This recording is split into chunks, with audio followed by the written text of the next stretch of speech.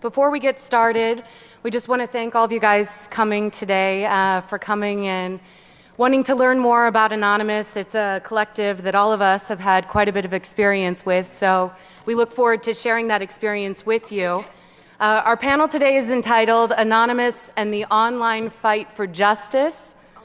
For those of you that aren't too familiar with Anonymous, we found this amazing 4-minute quick video to kind of fill you in on Anon 101 that I want to play for you. But I also want to remind you, too, that this panel is slated for 2 hours. So just so you know, we're going to start off having the speakers give a little presentation to tell about their experience with the collective, and then we're going to go into some Q&A, and we're going to have a lot of audience involvement and really allow you guys to participate and ask these amazing, dynamic panelists a lot of questions. So before we get to that, here is a video we want to share with you to give you a little Anon 101 to get everyone in the audience up to speed.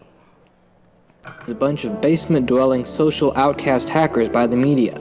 It started out as a sort of joke on 4chan, then became a trolling group with an occasional activist attitude. Some of the trollish behavior of Anon included sending unpaid pizzas to houses, DDoSing websites, posting humiliating information, and prank calls. In 2008, a private video of Tom Cruise praising Scientology made it online and was subsequently taken down by the church. This attempt of the Church of Scientology to hide the video irritated Anon, and they began a massive trolling operation against the organization. Those that had been fighting against the Church of Scientology years before came to Anon and asked them to move away from their illegal and childish trolling and move towards legitimate protesting outside the Scientology headquarters. This idea appealed to the majority of Anon, and they moved toward a legal form of protesting.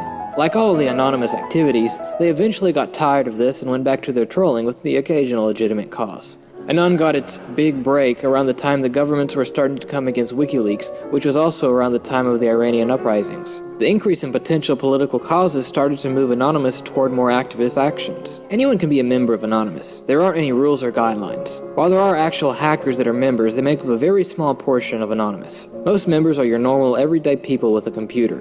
Your grandmother, lawyer, or teacher could be a member of Anon. The Guy Fawkes mask that Anon is associated with comes from the comic book and subsequent movie adaptation, V for Vendetta, which is about an anarchist vigilante in futuristic Britain. Guy Fawkes is an actual historical figure. He attempted to blow up Parliament in 1604 in order to destabilize the British government and instate Catholic domination, which was significantly more restrictive than the government at the time. Anyway, he failed, but people still like to wear his mask. Oddly enough, the mask design is owned by Time Warner, so a percentage of the sale of each mask goes to them. Anonymous organizes its raids and communicates through 4chan and other image boards, wikis, forums, and IRC networks.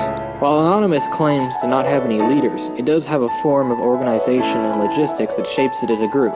Most Anon operations are formed in the following fashion. One or two people think some fact or event is unjust and something should be done about it. They will talk to other Anon members and suggest ideas. Whether an operation will actually be launched or not mostly depends on how many Anons support the idea. No one can approve or reject an idea in Anon. If enough people like the idea, they will support it. If not, it will be ignored and dropped. There isn't a specific number of people required for an operation. Operation HB Gary was tackled by about half a dozen people, whereas something like Operation Tunisia involves several hundred people. Anonymous has various methods of annoying its victims: distributed denial of service attacks, prank calls, spam emails, ordering numerous pizza deliveries to households, straight-up hacking, and more. A distributed denial of service attack is when a site is visited so many times in a certain period that it can't handle all the traffic and shuts down. Anon members run a program that syncs hundreds or thousands of computers to thwart a single website at once. In the case of Anon taking down the MasterCard servers, they used over 2,000 computers to DDoS the site. A DDoS attack is devastating to a company. When PayPal was brought down, millions of transactions couldn't go through, resulting in massive fees that would have to be sorted out in court. Anon has gone against the Egyptian and Iranian government, Amazon, the Motion Picture Association of America, Recording Industry Association of America, and more. Recently, they announced a plan to bring down Facebook and proclaimed that they were coming down on those distributing child pornography. Although Anon values its privacy, they have exposed quite a bit of private data owned by companies and organizations. They leaked private data owned by HB Gary after their owners threatened to expose Anon members, and they gave out private information of officers involved in the Occupy Wall Street arrests. Members hide their identity by faking or masking their IP address, or using a zombie computer. A zombie computer is one that has been compromised through viruses, trojans, or other malware. The virus, trojan, or malware will then make the computer send out information to target websites. The entire time, the owner of the zombie computer has no clue as to the activities his machine is partaking in. Afterwards, all the logs would be deleted, removing any traces of their actions. A single infected computer will then be used to infect another, and so on. While Anon still reflects its trollish 4chan origins, it has managed to move towards fighting for moral causes. Anonymous's actions are highly illegal, but the organization is often viewed favorably by advocates of free speech and internet neutrality. One thing is for sure, law enforcement will have to adapt if it ever wants to keep up with leaderless online groups like these. All right, we want to thank Jeremiah Warren for that awesome 4-minute, real quick description on a complicated topic. And you guys have to forgive me. I'm working on a Mac here, and it's been very hard to deal with. All right. So first of all, my name's Amber Lyon, and I'm an investigative journalist. I've reported quite extensively on Anonymous. And today we have these wonderful panelists. First of all, we have Biella Coleman. She is a professor of anthropology. We also have Grania O'Neill sitting next to her, Mercedes Hafer, Jay Liederman, and Marcia Hoffman. And if you notice, we have 3 lawyers on this panel and quite a few females. So yeah, we're really representing here.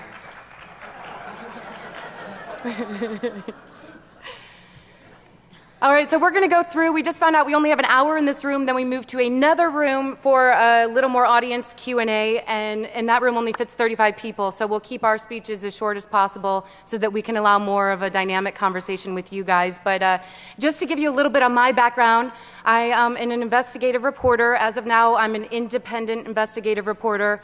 I spent 2 years working for CNN in their investigative and documentary unit up until last April when that unit was disbanded. I hope that that didn't have to do with me. I don't quite know, or my anonymous reporting. So when I first started reporting on Anonymous, you know, the mainstream media really had the story wrong. They were calling Anon script kiddies. Some people were calling them moral fags. You'd hear on 4chan. Also, hackers on steroids. That was quite a popular term there. But the more I got to investigating this collective, the more I realized that this perception within the mainstream media was not totally representative of everything Anonymous stands for.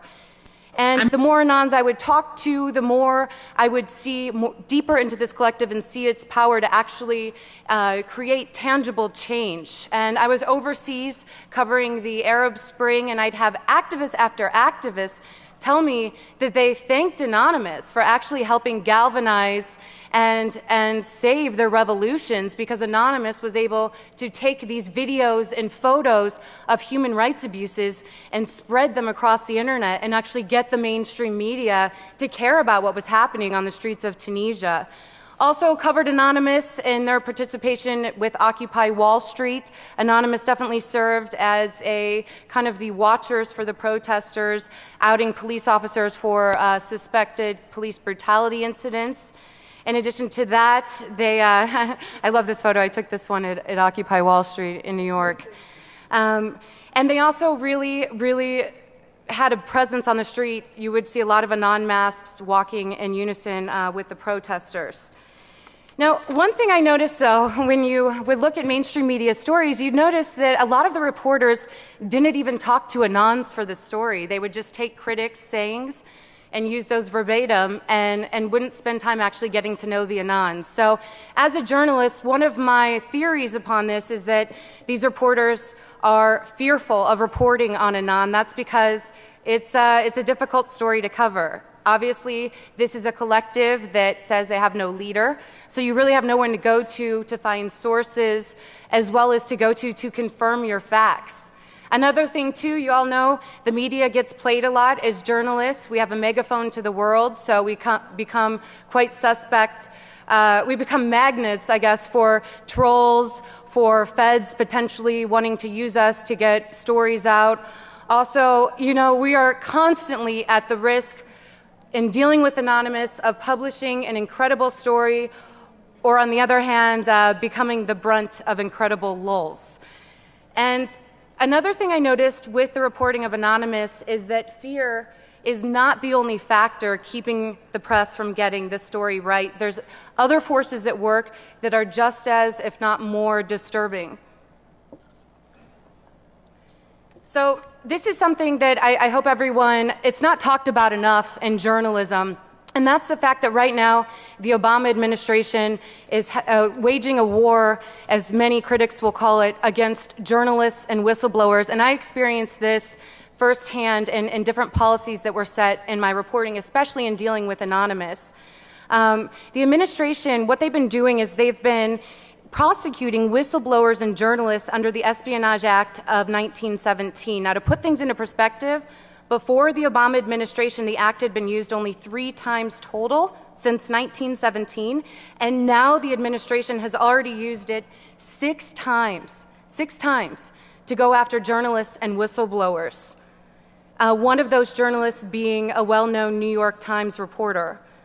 Now, as an ethical journalist, I'm not going to give up my sources. I don't care. I'll go to jail. I will not reveal my sources. And that essentially has... Thank you.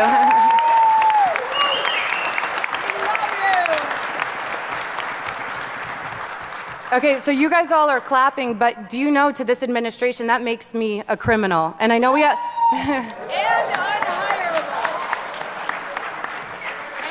And I know we have a lot of feds in this audience, so I'm going to tell you right now, I am a criminal in the eyes of this administration.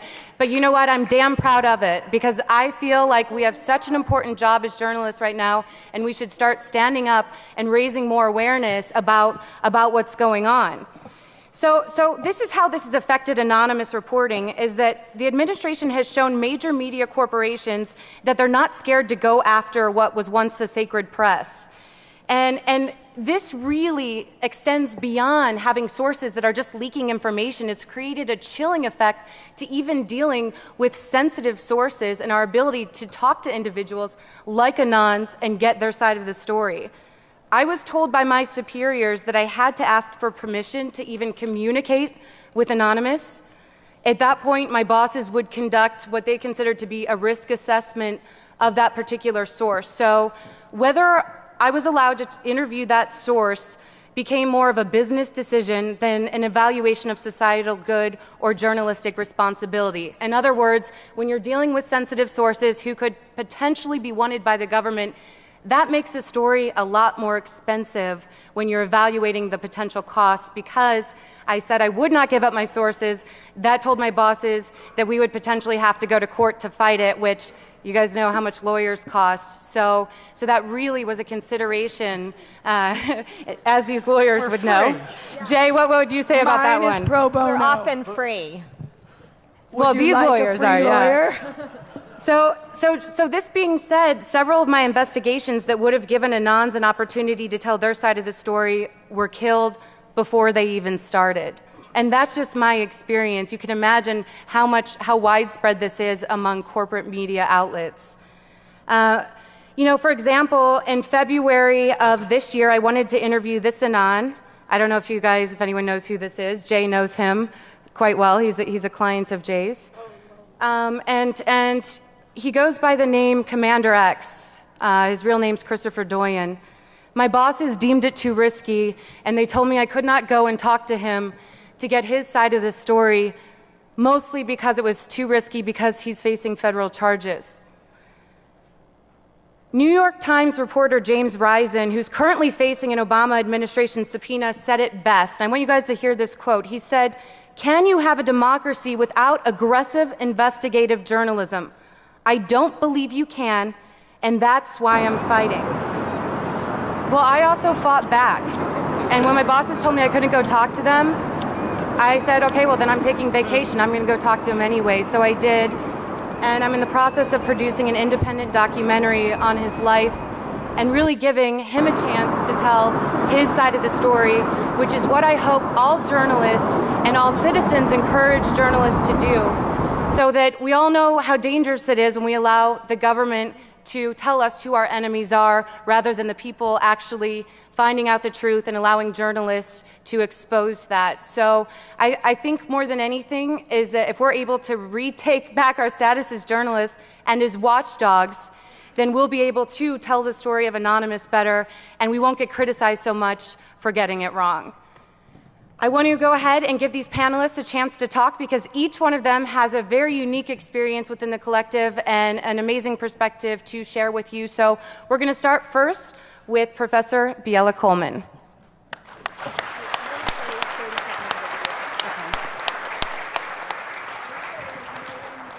So hello everyone, I've been studying Anonymous for better or for worse for about 3 years now, and I'm going to start with one of my favorite old school Anonymous videos. Love it. Let's just open this up.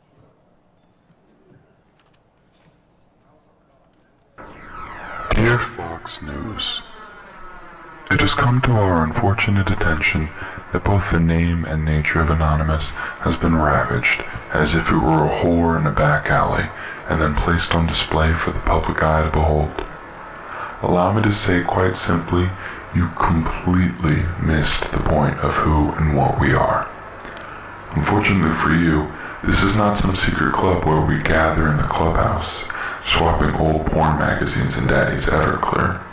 This is not some internet gang of pale nerds who will spend everything attempting to break into your computer. This is not some group of desperate and depraved individuals who are looking to ruin everyone else's lives because their own are pathetic. We're what you, deep down inside, want to do to your wife when she doesn't make you dinner when you come home. We're what you, deep down inside, want to be when you find your 14-year-old daughter sleeping with her 27-year-old boyfriend.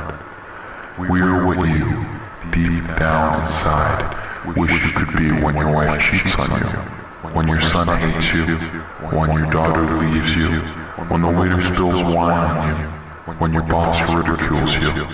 We're what you could never be. We are everyone and we are no one. We are Anonymous, we are Legion. We do not forgive, we do not forget. We are the face of chaos and the harbingers of judgment.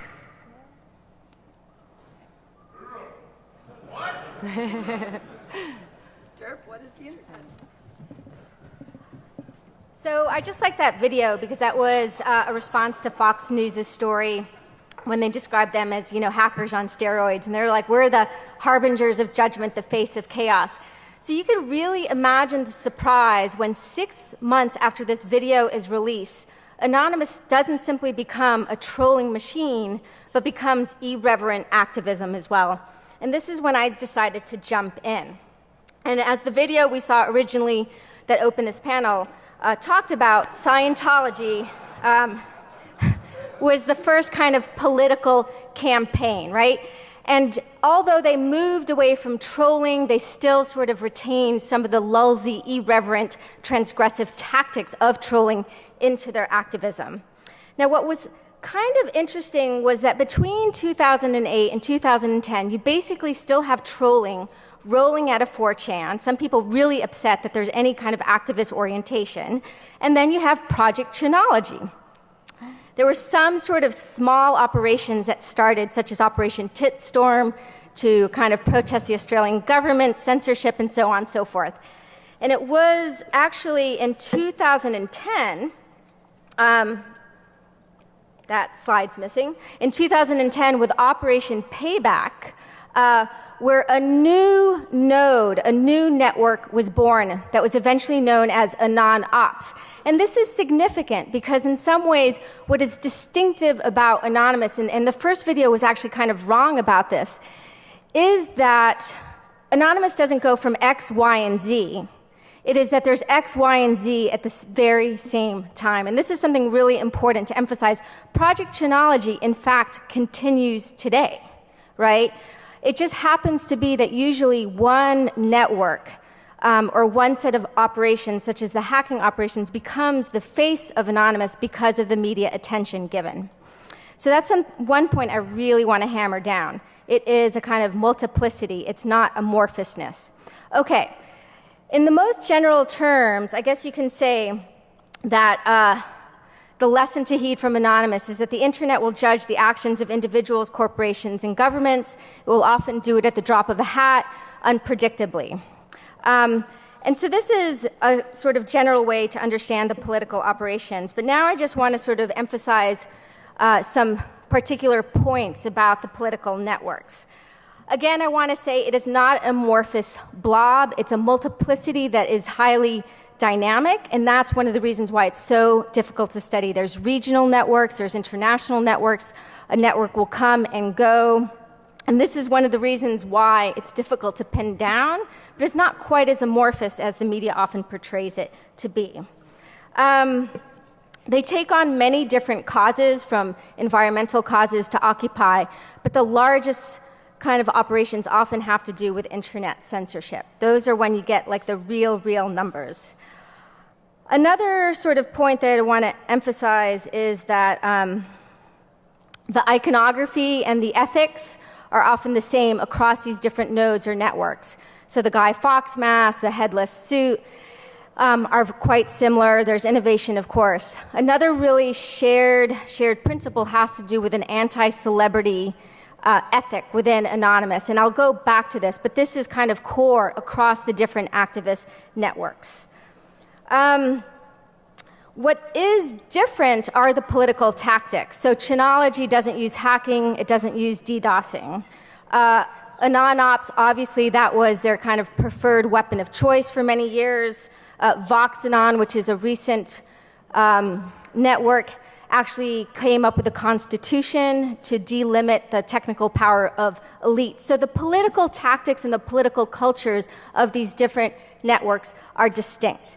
But perhaps something else which unites them has to do with the fact that they put on a really good show. Their art is spectacle, whether it's through propaganda, PR, hacking, a lot of great videos and iconography. This is something, again, that's often shared by the different political networks. And this is important because what this means is that Anonymous, like that initial video showed, is not simply just hackers, that's a small fraction.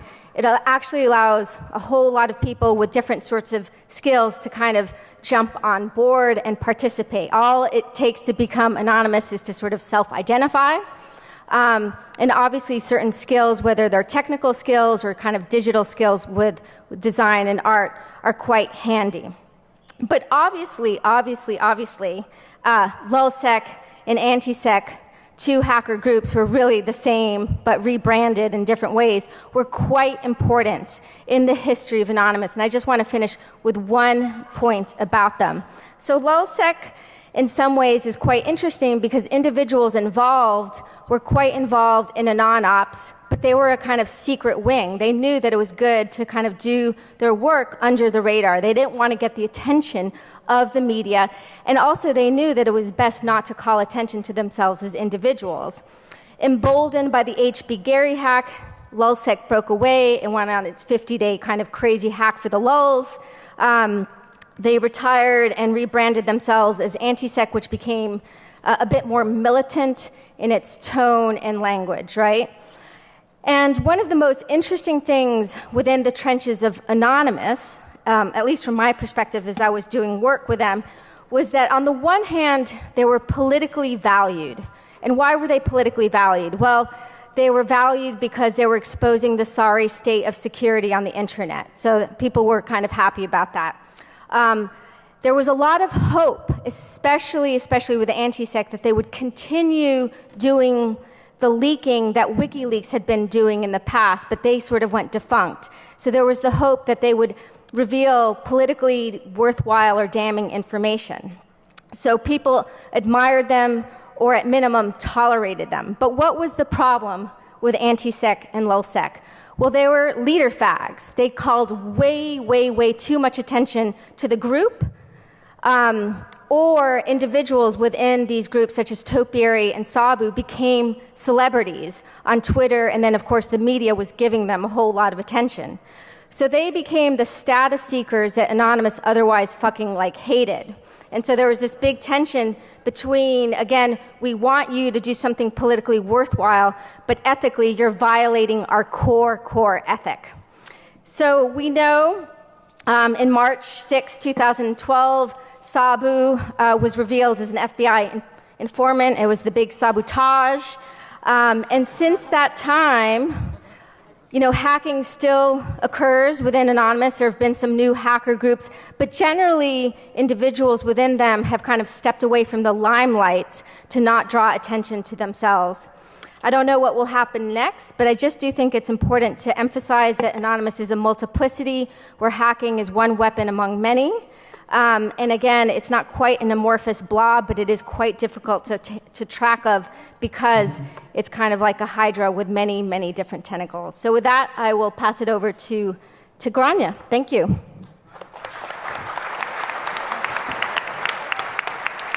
We are running very low on time, so I'm going to be really, really quick. But my name is Grania O'Neill, and I'm a defense attorney, and I'm a member of the National Lawyers Guild, which is a membership organization of radical and progressive lawyers throughout the country, and we have international affiliates. And when, in December, I was listening to the very exciting Operation Payback in a snowy apartment, I thought, wow, this is so awesome. And then midway through, I thought, shit, these kids are really going to need lawyers. And so the National Lawyers Guild, we got together and we decided to create a non-LG. And what we hope to do, and what we continue to hope to do, is to provide people with legal assistance at the moment when they're either followed or searched or approached or arrested. And so that you can call our hotline or approach us via Twitter or on our email and say, like, hey, we need a lawyer, I'm in Alaska. And we can kind of go through our NLG Rolodex and find radical lawyers in Alaska. So that's our goal. And kind of to bring in like how I'm thinking about Anonymous, I'm not an Anonymous expert like Biela, but how I think of it is as part of kind of a continuing thread of liberation movements. And people, will say, no, but how can that be? They're unique and on the internet and lulzy. And if you look back through any movement, at the time, it was never as clearly defined as we define it today. So at the time, all movements start out rough, and then with hindsight, when they've achieved some of their goals, we can look back and say, oh, that movement was the civil rights movement, or that movement was the free speech movement. And so Anonymous is evolving and will continue to evolve, but it's important to not be overly critical, I think, of it, and to distance it from other liberation movements. So I wanted to say that, like Biela said, Anonymous is dichotomous, like it's good and bad all mixed together, and we often think about how can they be so good and how can they be so bad at once. And the thing is that's the truth for all people. All people are good and bad at the same time, and that's dialectical, that's Freudian. We learned this 100 years ago. It's not unique to Anonymous. But the law totally disagrees with my analysis here. Their mandate is keeping the status quo. And so what they do is they repress groups to try to change the status quo. And that's what we're seeing with what the National Lawyers Guild calls the nerd scare. So I guess one of the things I hope to talk about tonight a little bit, I know we have like 10 more minutes, but is kind of comparing Anonymous and its movement to different other groups and how they were repressed, and how some of the things that we saw with Sabu we could have seen if we were looking to other movements and saw their infiltrators and informants. Okay, thanks. Next up is Mercedes.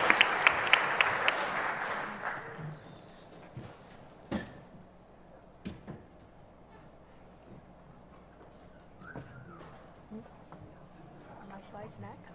Yep. Do I have anything? Is my slide? Me. That's me. No. Yeah. So my section is sort of over. We've been told not to talk too long because Biela had a really important section and it really needed the time. So my sort of area is over the difference in prosecution between like civil disobedience and online civil disobedience. So everything is online now, and when you protest that's a felony. But if you protest something offline, it's like $200 ticket and a night in jail. So that's an issue because you're sort of arresting all these really awesome, young, politically involved people that deserve to be parts of society, deserve more to be parts of society than anyone else, and you're sort of throwing them in jail for 15 years until they're 35. So that's my section. And I have another side. What was the other side? Is it? Ta-da! If you know what that is, congratulations. Welcome. And I think that's it. Oh, yeah. Did I introduce myself? I've had a lot of shots. I am currently charged with conspiracy to denial of service, which I find really amusing because I want you to turn to the person next to you and punch them in the face. And very few of you are actually going to do that, but now I'm going to be charged with telling you to do it. All right, I'm done.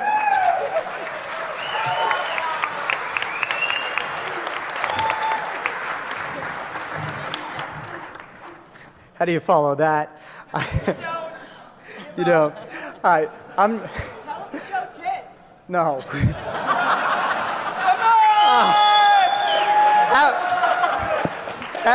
This is a majority I bet the women most panel. awesome, mostly female panel ever in the history of DEFCON.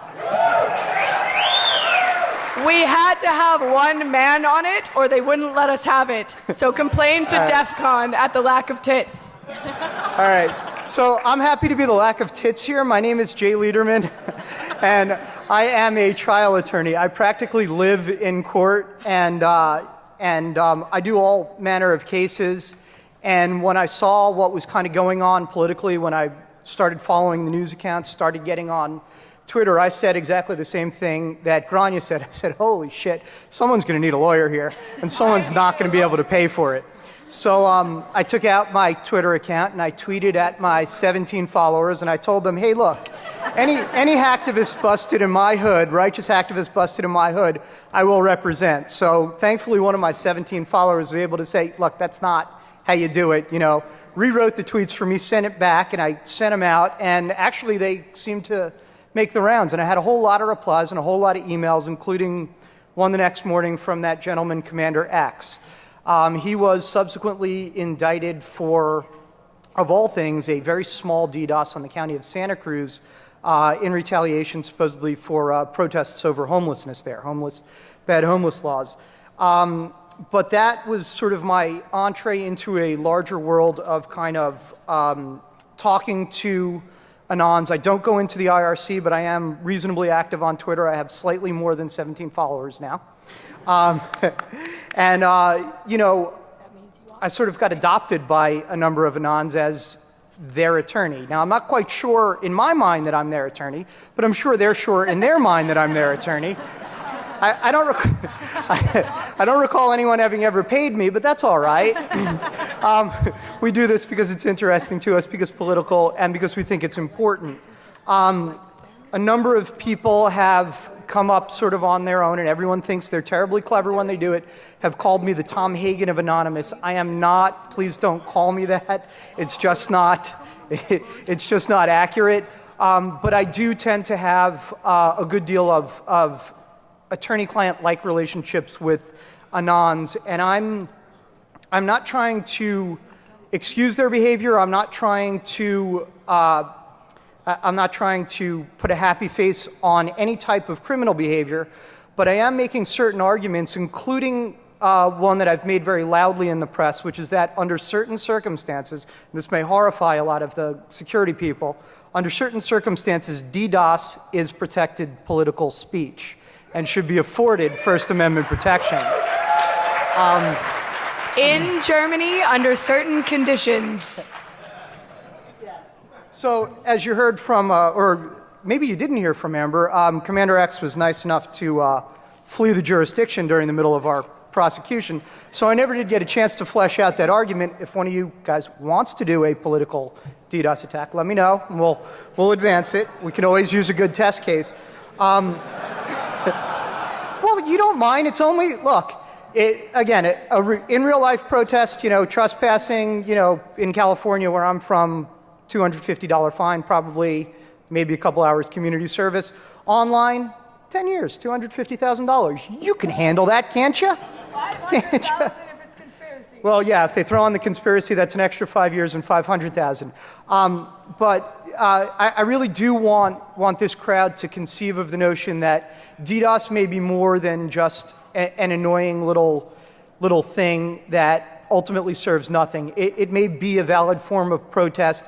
It may be, as we say, no different than the civil rights movement in the 60s, than African Americans taking up space at the Woolworth's lunch counter and saying, if you will serve me lunch, I will eat it, I will pay for it, and I will leave. But if you will not serve me lunch, I will stay here until you change your policies. And that's what we see, in some regards, DDoS being.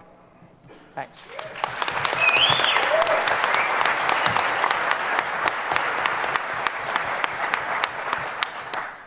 Hello there. I'm Marcia Hoffman. I'm a senior staff attorney with the Electronic Frontier Foundation.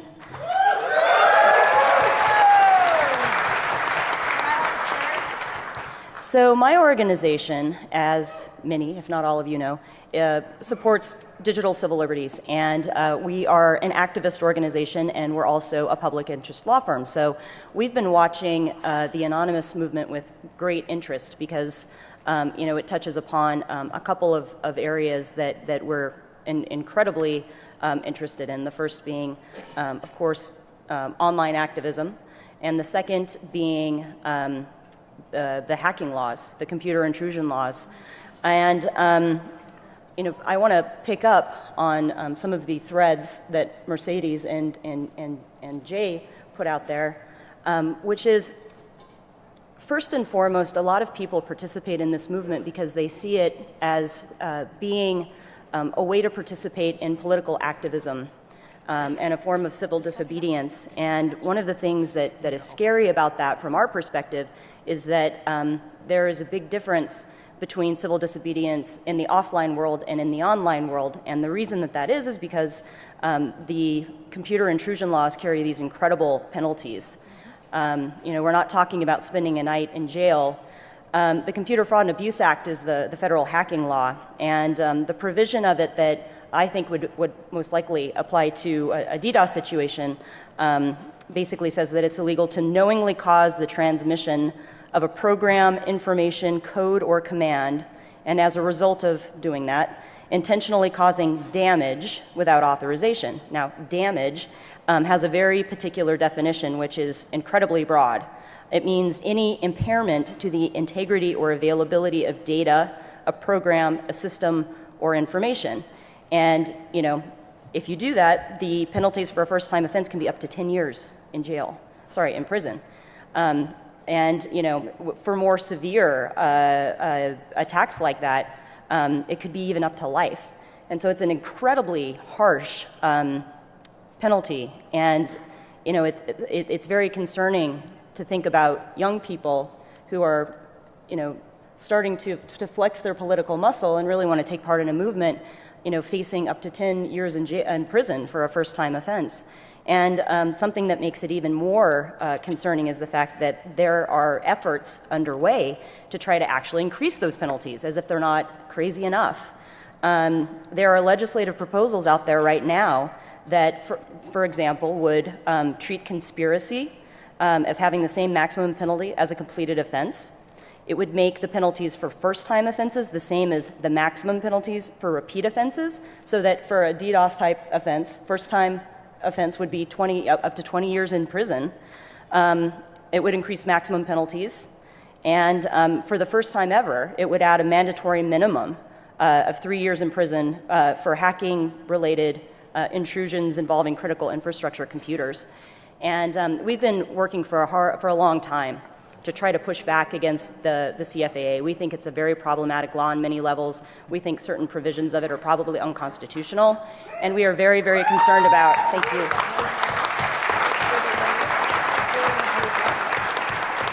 And we think that trying to actually enhance the penalties in this way is an incredibly counterproductive thing, and we'll be fighting back against that too. Thank you.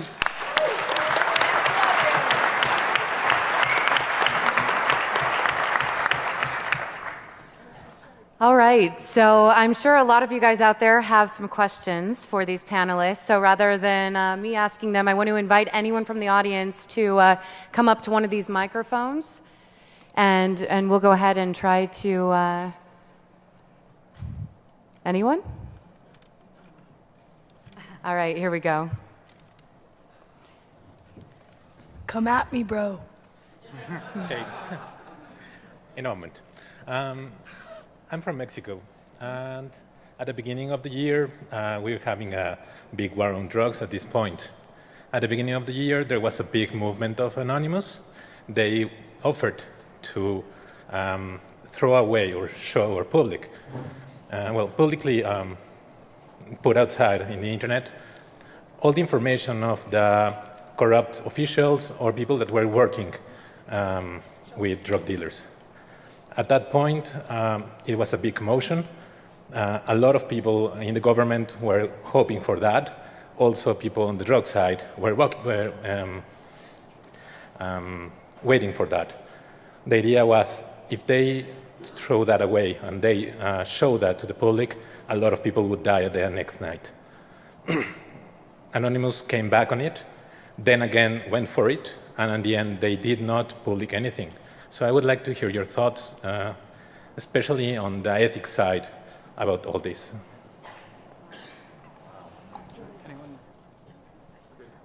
We've got it. This is why we need wireless. Oh, wait, you have one.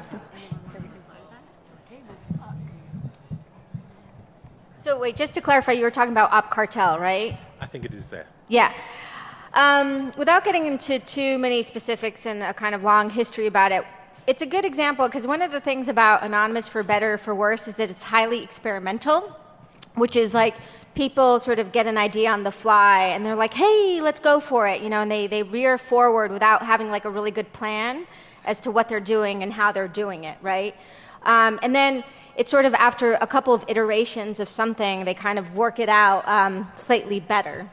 And I do think, again, there's some sort of benefits and downsides of having this highly reactive and experimental method where they're just like reacting to world events.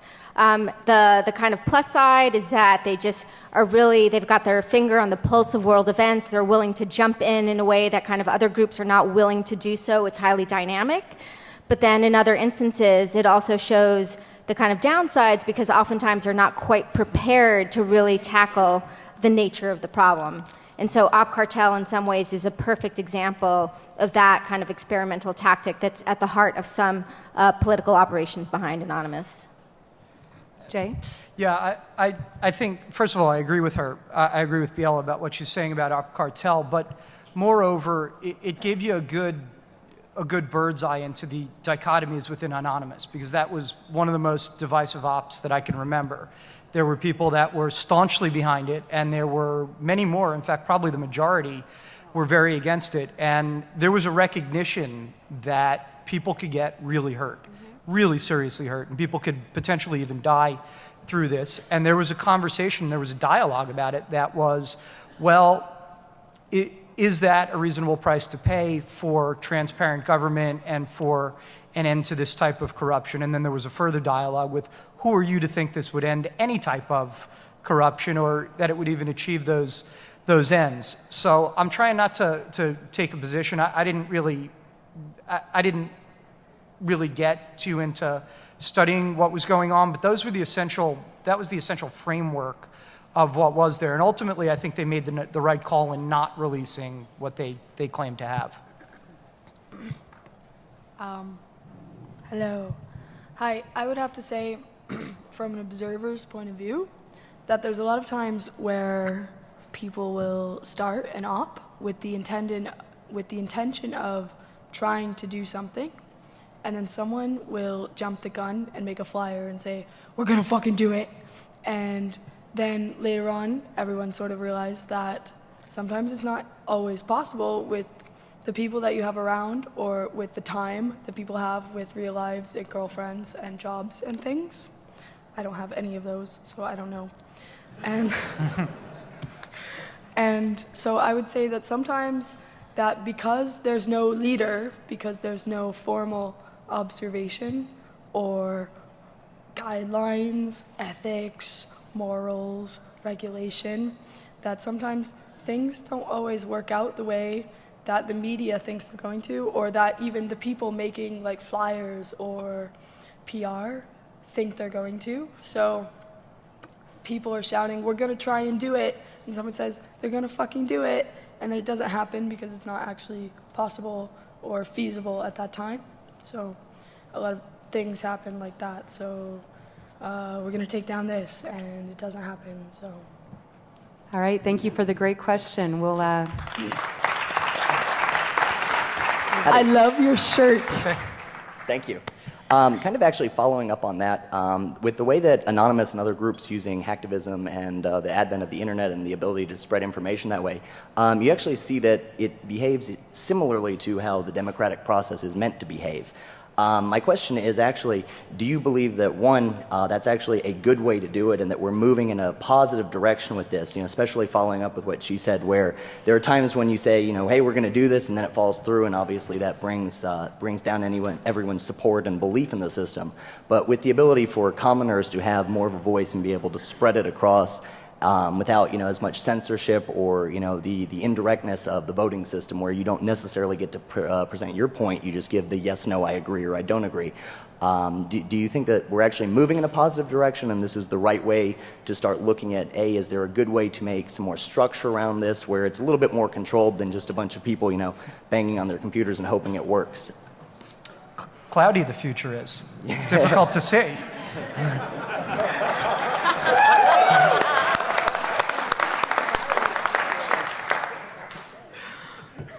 I'm sorry.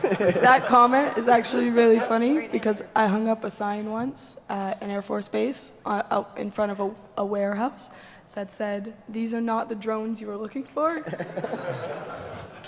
Nice. But it wasn't vandalism because it was removable. Anyway, in response to your question, I think that there's a lot of things that go amiss in the democracy that we show in a lot of our governments, and that I think it's really nice and really beautiful to just have been able to observe this, not even an organization, but just like a subculture that views everyone as equal, or even like skill-based. Like if you can do a flyer, you're the flyer guy, and you're that guy. And like you're valued for that position. Or if you're the person that's really good at like getting the media involved, you're the media guy and you're valued as that person. Like you're valued, and everyone has a skill set and everyone is good at something. Every single one of you are good at something, if only socialing goons to let you into the conference. So you have a skill set, and to see a subculture arise that values everyone for what they're good at, when you see like in real life, where you're only as good as your money, or you're only as good as the job that you can do and get paid for, it's amazing to see something coming forward. And even if Anonymous dies, even if this goes away and no one ever reads about it, that idea still resonates, and you can see it joining the mainstream. You can see people starting to start things like this, and it's been amazing to watch it just ripple. So, you didn't hit me. Awesome. I thought about it. I guess kind of in response to your question, it's pretty clear that our democratic system, or our representative democratic system, is pretty broken right now. There's about 3 million people in prison.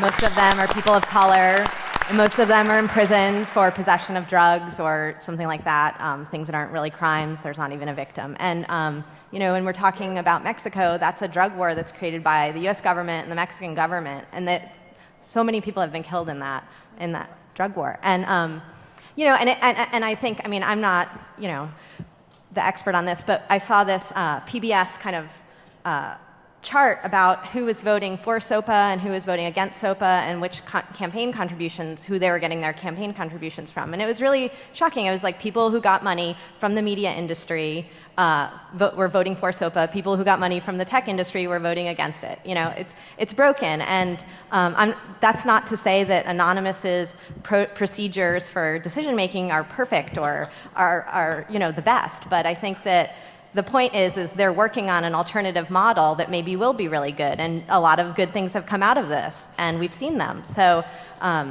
yes, some really bad things have happened or will happen, and things that we don't agree with. But I think that's part of life, and I really don't think it could get much worse for many of the people in prison for marijuana possession. So, I want to jump in for a second because someone, there's parts of Anonymous I really do admire, but I do think it's important not to either put them on a pedestal and be like, they are our democratic future. And in fact, there's many cabals in Anonymous. There's lots of problems. There's lots of poolings of power. There's lots of secrecy. It's a kind of really, really difficult entity to understand. This doesn't mean either that we need to demonize them. And then there's also some really, really good lessons that lie in Anonymous. And it's everything from the fact that they've tapped into this deep disenchantment with the status quo. It is a place that allows the many to participate, which is what Mercedes has pointed to. They perform the importance of anonymity at the moment when anonymity seems dead, right? So I think it's important to specify why they're politically valuable in such a way that then doesn't portray them as the thing that's going to solve all democratic problems or political problems.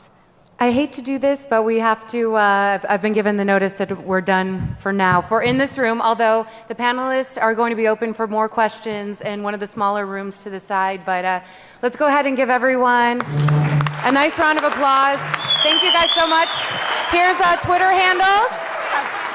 And in true Anonymous fashion, as you leave, we'll have please show tits. We want to play a little sax roll for you on the way out.